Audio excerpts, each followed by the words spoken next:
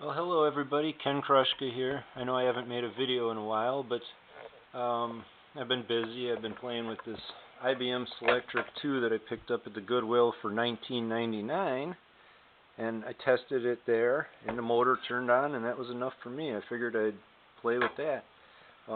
This part on the side here, this tab return assembly piece, that was all broke. I replaced that now, and also this spring in here for the, look how stretched out that is. I just ordered one of those today. That's like $5.99. But as long as you do these things one piece at a time, you can eventually figure them out. It gave me an opportunity to buy a hand cycle tool and a set of Bristol wrenches too. So what the heck excuse do you need to buy tools?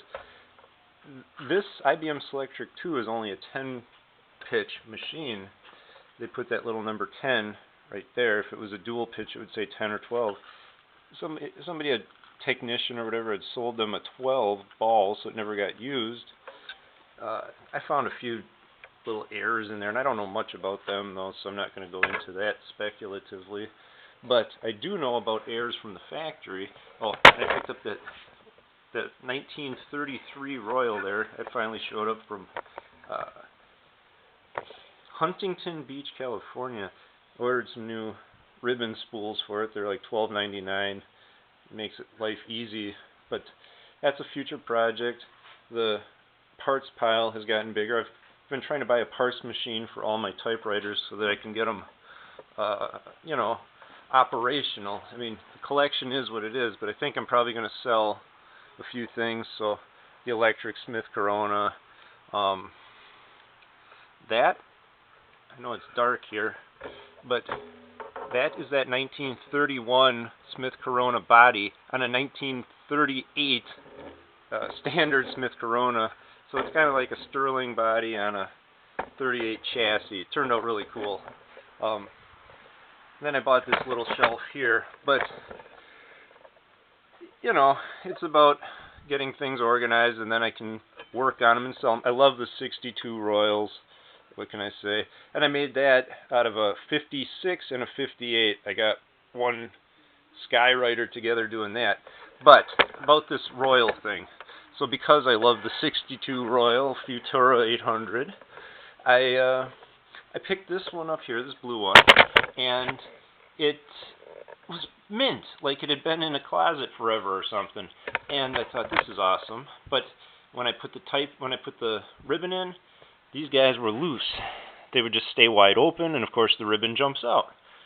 Well, so I get in there and I find out the factory never installed, this is going to be a parts typewriter here, the factory never installed this bent spring, which allows not only these to close, but it comes through the back here and of the ribbon vibrator and bends down.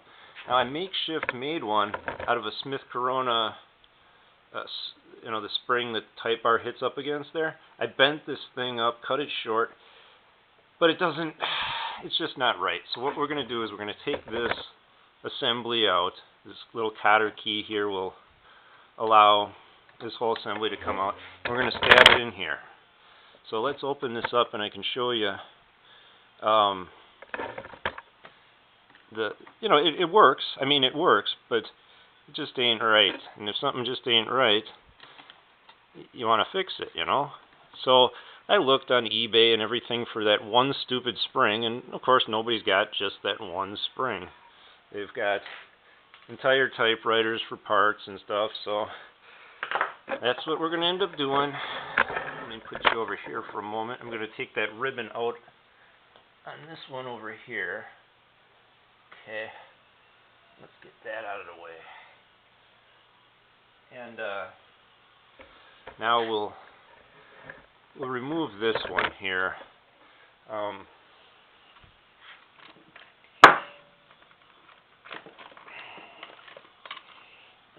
So this should just come out if I can free this up. Come on, guy. It's probably been in there since 1962. Never been out for any reason.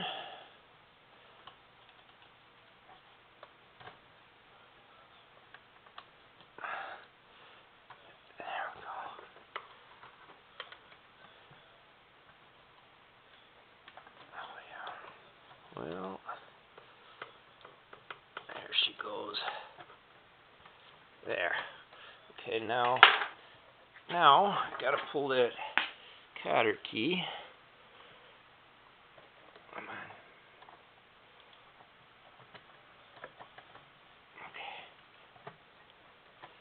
See if I can't get that up or down where I can see it, so I can pull it out. There it is. Okay, so this cotter key, we'll just straighten it a little bit. It should come right out. Come on, baby. Come on. Come on. Oh, you. There. Rock and roll, huh? So you see, let me see if I got you in camera. You see how that spring comes up behind, goes through the front, comes back through and goes behind the other side. It's just like it's a really cool assembly, but you don't want to try and hand fashion that spring. It just doesn't make a good day of things, and it's very sharp. So as you can see, this one that I'm going to try and reuse that cotter key, so I'm holding it here. But as you can see, when I put that one in, I had it going through the back. I was lucky I even got it in there, though. So I'm not going to say much more than that. If you have to make one, I mean, it does work, but I got the right part now. So, but the factory failed to put the spring in. So here's the thing about this typewriter. So since I got it and it looked brand new, and it is. It had no miles on it. Whoever bought it must have been so embarrassed. They changed the ribbon to a red and black strip, and they changed it to a all black ribbon. It must have had a red and black one in it, but they must have thought they don't know how to work a typewriter and put it away forever, rather than return it, or whatever, because the factory just never put that spring in this one. So I had to put stuff in there to make spacing. I forgot about that. These little star washers. After I put that spring in there, nothing spaced right. There were two. There must have been one else here that either fell in. Well, I can find that one later. Okay, so now I'm going to pull this cotter key. And the other thing I was kicking around, and I think I might do it yet, is to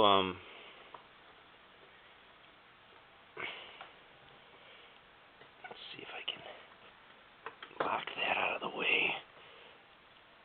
Come on, baby. Oh boy, there we go. So yeah, that was my homemade version of what the spring is, but I came out the back, and that's a Smith Corona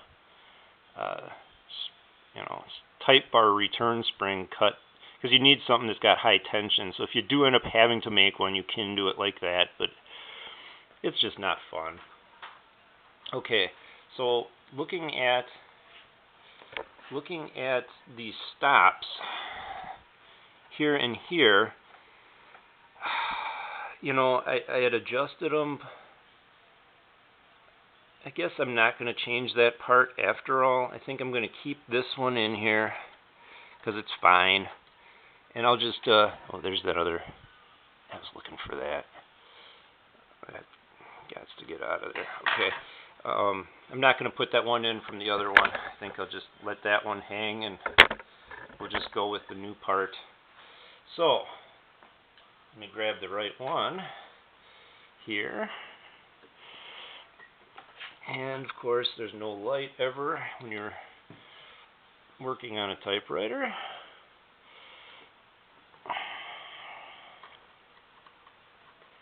Alright, this is going to be the bastard child here. Oh man. Can't see anything here. Come on, cotter key. Why you gotta be not like this? Suppose it would help if I made the cotter key straight before I go trying to stab it in there. It's gotta be better than it was.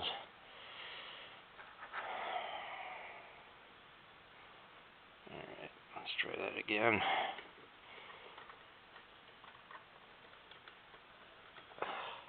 I hope this is...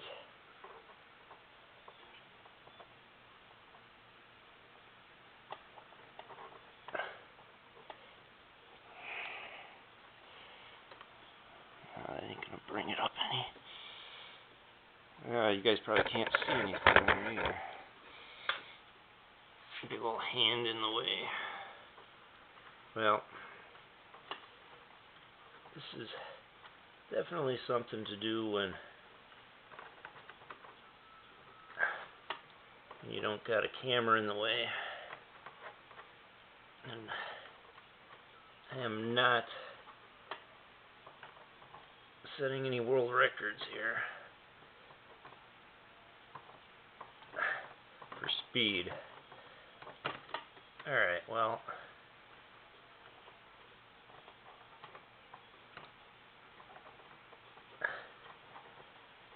I'm going to monkey with this, but I just wanted to show you that that's how that can be replaced, and I'll dick with that when the camera's not rolling and I'm trying to make it rush. So, but I was just showing you kind of some projects I got going on. So that's how I'm going to fix this. Just replacing the whole piece, and she'll be up and rocking then. But having a parts typewriter makes life a lot easier. So you all take care. Have a good day, everybody.